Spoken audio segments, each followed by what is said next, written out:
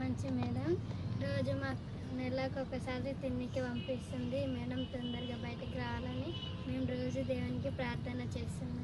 మాకు మంచిగా చేసుకుంటుంది. మేడం కోసం మేము ప్రార్థన చేస్తున్నాం.